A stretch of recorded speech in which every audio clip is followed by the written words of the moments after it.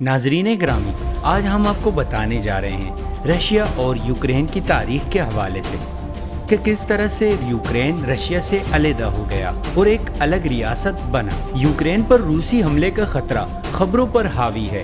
متنازع پڑوسیوں کی طویل جڑی ہوئی تاریخ پر ایک نظر ڈالنے سے پتہ چلتا ہے کہ آج کے تنازع کے لیے کس طرح کا مرحلہ طے کیا گیا تھا۔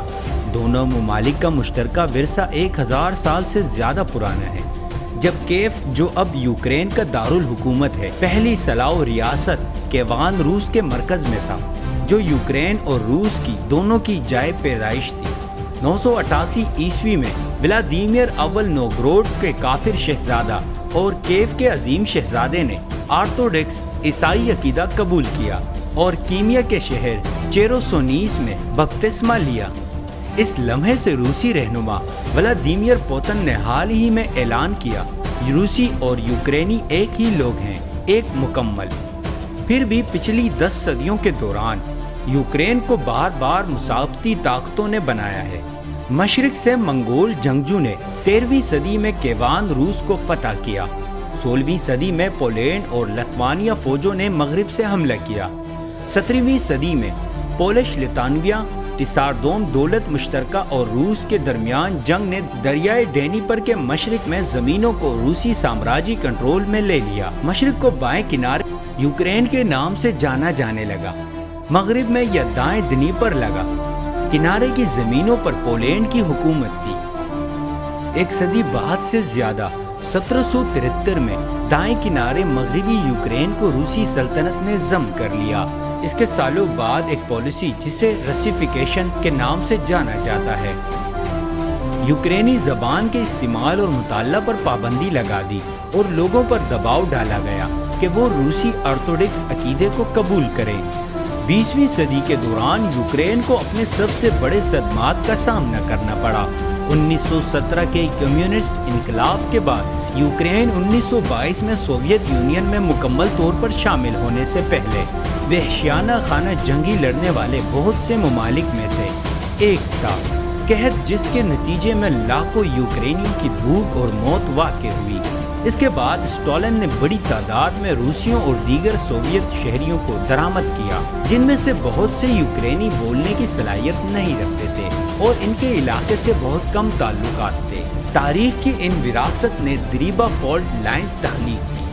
چونکہ مشرقی یوکرین مغربی یوکرین سے بہت پہلے روسی حکمرانوں کے تحت آیا تھا، اس لیے مشرق کے لوگوں کے روس کے ساتھ مضبوط تعلقات ہیں اور ان کے روسی جھکاؤ رکھنے والے رہنماؤں کی حمایت کا زیادہ امکان ہے۔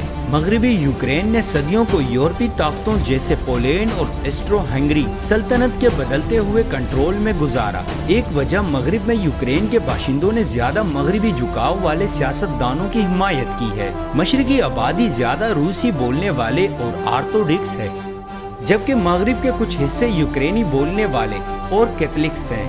1991 میں سوویت یونین کے ٹوٹنے کے بعد یوکرین ایک آزاد ملک بن گیا، لیکن ملک کو متحد کرنا ایک مشکل کام ثابت ہوا۔ یوکرین کے سابق سفیر سٹیون پیفر کہتے ہیں کہ ایک تو یوکرینی قوم پرستی کا احساس مشرق میں اتنا گہرا نہیں جتنا کہ مغرب میں ہے۔ جمہوریت اور سرمایہ داری کی طرف منتقلی تکلیف دہ اور افراتفری تھی، اور بہت سے یوکرینی خاص طور پر مشرق میں پہلے دور کے نسبتاً استحکام کے خواہش مند تھے۔ ان تمام عوامل کے بعد سب سے بڑی تقسیم ان لوگوں کے درمیان ہے جو روسی سامراج اور سوویت حکمرانی کو زیادہ ہمدردی کی نگاہ سے دیکھتے ہیں بمقابلہ ان لوگوں کے جو انہیں ایک المیہ کے طور پر دیکھتے ہیں۔ یوکرین کے ماہر اور ریاستی متحدہ کی اٹلانٹک کونسل کے سابق ساتھی ایڈریان کار ایٹنیکی کہتے ہیں یہ دراڑیں 2004 کے اورنج انقلاب کے دوران کھلی ہوئی تھی، جس میں ہزاروں یوکرینیوں نے یورپ کے ساتھ زیادہ سے زیادہ انضمام کی حمایت کے لیے مارچ کیا۔ ماحولیاتی نقشوں پر اب یوکرین کے جنوبی اور مشرقی حصوں کے درمیان تقسیم کو بھی دیکھ سکتے ہیں، جنہیں اسٹیپس کے نام سے جانا جاتا ہے۔ ان کی زرخیز کاشتکاری کی مٹی اور شمالی اور مغربی علاقے جو زیادہ جنگلات والے ہیں۔ سرہی پلوکی کہتے ہیں، جو ہارورڈ میں تاریخ کے پروفیسر ہیں اور اس کے یوکرین ریسرچ انسٹیٹیوٹ کے ڈائریکٹر، ان کا کہنا ہے کہ ایک نقشہ جس میں میدان اور جنگل کے درمیان حد بندیوں کو دکھایا گیا ہے، مشرق اور مغرب کے درمیان ایک ترچھی لکیر 2004 اور 2010 میں یوکرینی صدارتی انتخابات کے سیاسی نقشوں سے حیرت انگیز مماثلت رکھتی ہے۔ کریمیا پر 2014 میں روس نے قبضہ کر لیا اور اس کے الحاق کر لیا۔ اس کے فوراً بعد مشرقی یوکرین کے علاقے ڈونباس میں علیحدگی پسند بغاوت ہوئی، جس کے نتیجے میں روسی حمایت یافتہ عوامی جمہوریہ لوہانسک اور ڈونیٹسک کا اعلان کر دیا گیا۔ آج روسی فوجیوں کو یوکرین کی سرحدوں پر دوبارہ جمع کیا گیا ہے، فولٹ لائن جو خطوں کی ہنگامی خیز تاریخ کی عکاسی کرتی ہے۔